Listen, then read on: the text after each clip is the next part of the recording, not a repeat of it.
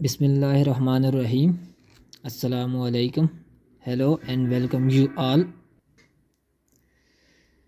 In this video lecture, we are going to discuss about physics FSC part 2, and it is last chapter, unit 20, nuclear physics. So first of all, we are going to discuss about introduction, and later on we will move towards further in this chapter. तो सबसे पहले देखते हैं कि nucleus क्या है। इस chapter में सबसे पहले आपने एक बात तो याद रखनी है कि in this chapter we will study all about nucleus. इससे पहले आपने जो भी पढ़ा होगा वो था अबाउट एटम और सारी बातें थी about atoms, but in nuclear physics we will specifically focused on nucleus. जो भी बात होगी it will be all about nucleus. तो सबसे पहले इंट्रोडक्शन में हमारे पास ग्रेट साइंटिस्ट हैं रदरफोर्ड, उन्होंने एक गोल्ड फॉइल ली और उसके ऊपर अल्फ़ा पार्टिकल्स को उन्होंने बम्बार्ड करवाया, and he notice that most of these alpha particles were passed through the atoms, and some of the alpha particles were bounced back. From there he noticed that in atom most of the space is empty, क्योंकि ज़्यादातर radiation आके ऐसे यहाँ से pass out हो रही थी according to Rutherford experiment.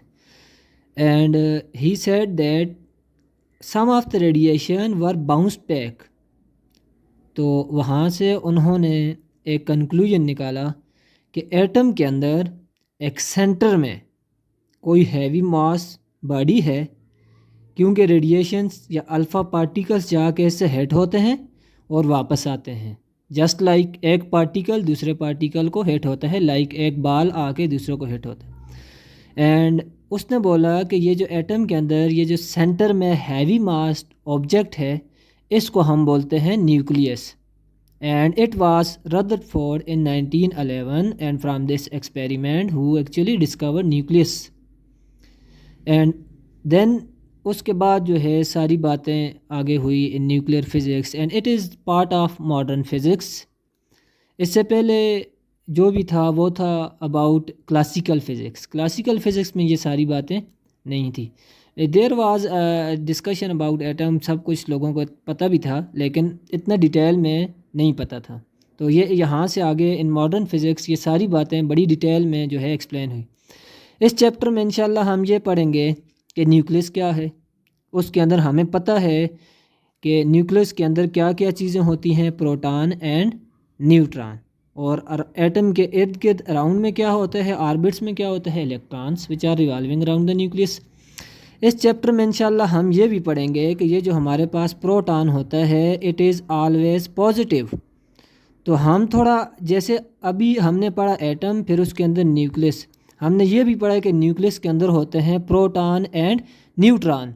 तो अब हम इंशाल्लाह ये भी पढ़ेंगे कि इन प्रोटॉन और न्यूट्रॉन के अंदर क्या होता है, कि वो क्या ऐसी चीज़ है कि जिसकी वजह से ये प्रोटॉन पॉजिटिव होता है और ये जो हमारा न्यूट्रॉन है ये न्यूट्रल होता है, और हमारे पास जो इलेक्ट्रॉन है ये न्यूट्रल होता है। ऐसी क्या चीज़ है कि जिसकी वजह से ये पॉजिटिव है, ये वाला न्यूट्रल है एंड इलेक्ट्रॉन नेगेटिव है। तो इस चैप्टर में इंशाल्लाह हम ये वाली बातें भी सारी डिस्कस करेंगे। उससे पहले थोड़ा सा हम यहाँ पे देख लेते हैं कुछ चीज़ें, थोड़ी सी छोटी छोटी डेफिनेशंस हैं। फर्स्ट ऑफ ऑल हमारे पास है आइसोटोप्स। आइसोटोप्स क्या होते हैं, एक ही एलिमेंट के एटम्स होते हैं, एक ही एलिमेंट के एटम्स जिनका एटॉमिक नंबर, जिसको Z से लिखते हैं, सेम होता है और एटॉमिक मास डिफरेंट होता है, उनको बोलते हैं आइसोटोप्स। अच्छा, जैसे यहाँ पे हमारे पास है कि एलिमेंट है हाइड्रोजन, उसके एटम्स हैं, उनका एटॉमिक नंबर सेम है 1 1 1 और उनका एटॉमिक मास डिफरेंट है। इस तरह के एटम्स को बोलते हैं आइसोटोप्स। दूसरी चीज़ होती है आइसोबार्स। आइसोटोप का उलट होता है आइसोबार्स के elements having same atomic mass but different atomic number are called isobars. तो यहाँ पे इनकी एग्जांपल है आर्गन 40 एंड 18। तो इसका एटॉमिक मास भी 40 है। यहाँ पे ये देखें कि इसका एटॉमिक मास भी 40 है। कैल्शियम इसका एटॉमिक मास भी 40 है। लेकिन अगर हम इनकी एटॉमिक नंबर की बात करें तो इसका 18 है, इसका 19 है और इसका 20 है। तो ये डिफरेंट है। तो इस तरह के एलिमेंट्स को बोलते हैं आइसोबार या एटम्स को। तीसरी चीज़ है आइसोटोन्स। इसके लफ्ज़ से क्लियर हो रहा है टोन्स के neutrons. Elements having same number of neutrons are called isotones. तो इनकी एग्जांपल आप देखें, यह है हमारे पास carbon C714, nitrogen and oxygen. तो हमारे पास बेसिकली एक फार्मूला होता है कि atomic mass is equal to Z plus N, के atomic number plus number of neutrons is equal to atomic mass. अब हमने अगर नंबर ऑफ न्यूट्रॉन्स फाइंड करने हों तो ये Z इधर जाके माइनस हो जाएगा, तो ये हो जाएगा N is equal to A minus Z। तो हमारे पास अगर इसको जनरली रिप्रेजेंट करें तो ये ऐसे होता है X A and Z, this is atomic mass and this is atomic number. इसमें से इसको जब हम माइनस करेंगे तो हमारे पास आ जाएंगे नंबर ऑफ न्यूट्रॉन्स। तो यहाँ पे देखें 14 माइनस 7 कितना आएगा हमारे पास 8, 15 माइनस 7 8, 16 माइनस 8 8। तो इन सब के अंदर ये ऐसे एलिमेंट्स हैं जिनके अंदर नंबर ऑफ न्यूट्रॉन्स सेम है। तो इस तरह के एलिमेंट्स को बोलते हैं आइसोटोन्स। तो आपने थोड़ा सा यहाँ पे ये भी देखना है, ये जो हमारे पास एटम के अंदर न्यूक्लियस होता है इसका साइज़ होता है about 10 power minus 15 metres and जो एटम का साइज़ होता है वो होता है 10 power minus 10 metres. These are very small values. अगर हम समझना चाहें कि हमारे पास एटम कितना होगा और न्यूक्लियस कितना होगा इन टर्म्स ऑफ साइज़, तो ये जैसे हमारे पास ये पेन की जो कैप है या इसको आगे हम ये जो नोक बोलते हैं, जैसे हमारे पास पूरा रूम जो है उसको हम कंसिडर करें कि वो एटम है, तो उसके अंदर ये पेन के ये नोक के जो बराबर जो है हमारे पास न्यूक्लियस होता है। तो nucleus is very very small, वो जो है बहुत छोटा होता है as compared to size of atom. तो ये यहाँ तक था। इसके बाद हम डिस्कस करते हैं about most important topic nuclear masses. This is little bit confusing topic, लोगों को ये सही से समझ नहीं आता, तो इसको थोड़ा सा डिस्कस करते हैं। अब न्यूक्लियर मासेस का क्या मतलब है कि mass of nucleus, and in nucleus we know that nucleus के अंदर हमारे पास बेसिकली क्या चीज़ होती है, protons and neutrons. It means that हमें फाइंड करना है mass of proton, mass of neutron and all these subatomic particles. If we want to find the masses of these subatomic particles, as these are very small particles, so अगर हम इन मास को basically हम major करते हैं kilograms में, grams में और बहुत सारे यूनिट्स हैं हम मास को, जैसे हम दुकान पे जाएं किसी भी चीज़ के बोलते हैं हमें इतनी ये चीज़ दे दें, तो वो केजीज़ में हम बात करते हैं, केजीज़ में, ग्राम्स में। लेकिन वो मैक्रोस्कोपिक बॉडीज़ होती हैं, ज़्यादा होती हैं अमाउंट में। अब ये जो न्यूक्लियर बॉडीज़ हैं, प्रोटॉन, न्यूट्रॉन, ये बहुत स्मॉल पार्टिकल्स हैं। तो हमने मेजर करना है न्यूक्लियर मास, तो इसके लिए हम एक और यूनिट यूज़ करते हैं जिसको बोलते हैं AMU, या इसको ज़्यादातर U भी बोलते हैं। It means that atomic mass unit. तो न्यूक्लियर मासेस को मेजर करने के लिए हम जो यूनिट इस्तेमाल करते हैं वो है AMU इंस्टेड ऑफ केजीज़। तो ये क्योंकि स्मॉल होते हैं तो उनको नापने के लिए हमारे पास ये यूनिट ज़्यादा बेस्ट है। तो अभी हमने करना यह है, जिस तरह हम बोलते हैं कि 1 kg बराबर होता है 1000 ग्राम्स के, कि 1000 ग्राम्स हों कोई भी चीज़ तो वो बराबर होती है 1 kg के। तो इस मतलब हमारे पास kg की डेफिनेशन मौजूद है, तो हमने इस AMU को भी डिफ़ाइन करना है इसी तरह कि एक AMU किसके बराबर होता है, इसमें कितने kgs होते हैं या इसका रिलेशन क्या होता है, तो इसको हमने डिफ़ाइन करना है। तो जब AMU को डिफ़ाइन करते हैं AMU को, तो उसके लिए एक स्टैंडर्ड लेते हैं। जैसे kg को डिफ़ाइन करते हैं कि kg कितना है 1000 ग्राम। जैसे दुकान में हम जाएं तो हमारे पास 1 किलो का एक पत्थर होता है, एक स्टोन होता है जो कि एक स्टैंडर्ड माना जाता है और चीज़ों को उसके साथ तोलते हैं। तो इसी तरह हमने AMU को डिफ़ाइन करने के लिए हमने चूज़ करना होता है एक स्टैंडर्ड, और वो स्टैंडर्ड है कार्बन 12 को चूज़ करते हैं यहाँ पे as a standard to define AMU scale. अब कार्बन 12 को क्यों चूज़ किया गया? कार्बन 12 को इसलिए चूज़ किया गया कि जब 1960s में इंटरनेशनल कॉन्फ्रेंस हुई, वहाँ पे यूनिट्स को डिफ़ाइन किया गया, बेस यूनिट्स, डिराइव यूनिट। तो कार्बन 12 को इन्होंने जब वहाँ पे देखा तो कार्बन 12 के एक एटम का मास, कार्बन 12 के एक एटम का मास, फिर उन्होंने उस कार्बन 12 के एक एटम के मास की कुछ फ्रैक्शंस निकाली। लाइक फ्रैक्शन का मतलब आपको पता है, कोई भी चीज़ जो ऐसे P/Q की फॉर्म में लिखी जाए उसको बोलते हैं फ्रैक्शन।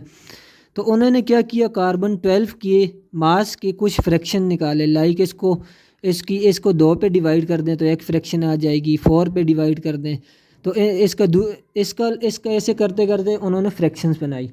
तो जब वहाँ पे उन्होंने कार्बन 12 के मास का, एक एटम के मास का, जब उन्होंने 12वां हिस्सा निकाला कार्बन 12 के एक एटम के मास का, सिंगल एटम के मास का जब उन्होंने 12वां हिस्सा निकाला, तो ये वाला मास मैच कर रहा था विद द मास ऑफ सब एटॉमिक पार्टिकल्स। तो ये उनके साथ बड़ा जो है मैच कर रहा था। दैट इज़ वाई उन्होंने कार्बन 12 को चूज़ किया as a standard to measure the nuclear masses. तो उन्होंने कार्बन 12 के एक एटम के मास के 12वां जब हिस्सा निकाला, एक एटम के मास के 12वां हिस्सा निकाला, तो वो उन्होंने बोला कि ये वाला मास मैच कर रहा है विद द मास ऑफ सब एटॉमिक पार्टिकल्स। तो वहाँ से फिर अब इसको चूज़ किया गया स्टैंडर्ड। अब हमने करना यह है कि हमें चाहिए कार्बन 12 के एक एटम का मास हमें चाहिए। तो हम कैसे डिफ़ाइन करेंगे? हमें पता है कि 1 mole of carbon 12 is equal to 12 grams. ये हमें पता है कि कार्बन 12 का एक मोल बराबर होता है 12 ग्राम के। तो अब एक मोल क्या है? कोई आपसे पूछे कि व्हाट इज़ 1 मोल, तो 1 मोल जो होता है, 1 मोल ये अमाउंट होती है और ये बराबर होती है 6.02 into 10 power 23 atoms, which is Avogadro number. कि इतने एटम्स आपस में मिलें तो उस क्वांटिटी को बोलते हैं 1 मोल। ठीक है, अब ये 1 मोल है। अगर यहाँ पे मैं लगा लूँ 1 किलो मोल, तो किलो का क्या मतलब होता है 10 पावर 3।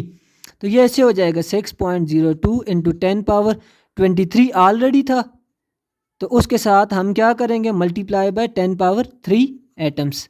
तो ये टोटल कितना हो जाएगा 6.02 इंटू 10 पावर 26 एटम्स। ठीक है, तो 1 किलो मोल में इतने एटम्स होते हैं 10 पावर 26। जैसे अभी हमने यहाँ पे डिफ़ाइन किया है कि 1 mole of carbon 12 is equal to 12 gram. Similarly हमारे पास होगा 1 kilo mole of carbon 12 is equal to 12 kg, क्योंकि यहाँ पे किलो लगाया है। अब किलो मोल की जगह हम क्या लगाएंगे, 6.02 into 10 power 26 atoms of carbon 12 is equal to 12 kg। अब ये कितने एटम्स हैं, इतने ज़्यादा एटम्स हैं, 6.02 इंटू 10⁻26 एटम्स हैं। हमें चाहिए 1 एटम, तो हम क्या करेंगे, इस वैल्यू को इस तरफ भी डिवाइड कर देंगे, उस तरफ भी डिवाइड कर देंगे, तो हमारे पास 1 एटम आ जाएगा। तो ये ऐसे होगा, one atom of carbon 12 is equal to 12 kg divided by 6.02 into 10⁻26। तो ये आ गया हमारे पास mass of 1 atom of carbon 12। अब हमने क्या किया, हमने बोला था कि जब कार्बन के एक एटम के मास का 12वां हिस्सा लेंगे तो उसको बोलते हैं 1 AMU। तो अब ये एक एटम का मास है, हमने इसका 12वां हिस्सा लेना है, मतलब इस चीज़ को 12 पे डिवाइड करना है, तो फिर वो बराबर होगा 1 AMU। तो हम लिखते हैं 1 AMU is equal to 1/12 of this value 12 kgs divided by 6.02 into 10⁻26। यहाँ से ये 12 और 12 कट जाएंगे, तो यहाँ से 1 AMU इक्वल आता है, जब हम इसको डिवाइड करेंगे तो वो इसके इक्वल आता है 1.66 इंटू 10⁻27 kgs। जैसे अब हमारे पास एक रिलेशन डेवलप हो गया कि एक AMU इतने kgs के बराबर होता है। जैसे हम बोलते हैं 1 kg is equal to 1000 grams, तो ये एक रिलेशनशिप है बिटवीन AMU एंड किलोग्राम्स। अब देखें -27 kgs, this is very small value. तो दैट इज़ वाई हम न्यूक्लियर मासेस को ज़्यादातर kgs में नापते नहीं हैं, मेजर नहीं करते क्योंकि वो बहुत छोटी वैल्यू आ जाती है। हम फिर उसके लिए यूज़ करते हैं AMU या U यूनिट। अब अगर हम ये जानना चाहें कि एक AMU में एनर्जी कितनी होगी, तो हमारे पास इक्वेशन है E is equal to mc²। तो हमारे पास मास मौजूद है, हमने C की वैल्यू पुट करनी है, तो हमारे पास आ जाएगा 1U में कितनी एनर्जी होती है। तो ये बराबर आ जाएगा 1U is equal to mass कितना है 1.66 इंटू 10⁻27 kgs और मल्टीप्लाई बाय 3 इंटू 10⁸ मीटर पर सेकंड का होल स्क्वायर। जब हम इसका स्क्वायर लेके इससे मल्टीप्लाई करेंगे तो ये बराबर आ जाएगा 1U is equal to 1.49 into 10⁻10 joules. तो ये जो आंसर आ रहा है ये है जूल्स में। अब अगर हमने इस आंसर को कन्वर्ट करना हो इलेक्ट्रॉन वोल्ट्स में, तो इसको हम यहाँ पे कन्वर्जन फैक्टर अप्लाई करेंगे जस्ट लाइक दिस। आपने ऐसे 2 लाइनें लगानी है, आपने यहाँ पे रखना है 1.49 इंटू 10⁻10 जूल्स और रिलेशन पुट करना है। अब आपने जिस चीज़ को काटना है उसको यहाँ पे नीचे लिखना है और जिस यूनिट में जाना है उसको ऊपर लिखना है। हमने इलेक्ट्रॉन वोल्ट में जाना है, तो ये और ये इस तरह यहाँ से कट जाएंगे। अब इनकी वैल्यूज पुट करें कि एक इलेक्ट्रॉन वोल्ट बराबर होता है 1.602 इंटू 10⁻19 जूल्स।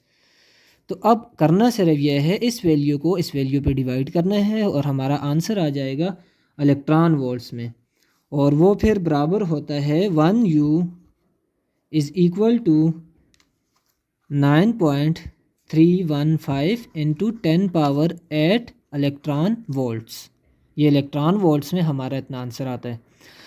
अब इस पॉइंट को अगर हम आगे शिफ्ट करें 1 2, तो यहाँ से पावर 2 टाइम्स कम हो जाएगी, तो ये बराबर होगा 1U is equal to 931.5 into 10⁻6 electron volt, और ये 10⁻6 बराबर होता है मेगा के, तो ये बराबर हो जाएगा 1U is equal to 931.5 mega electron volt.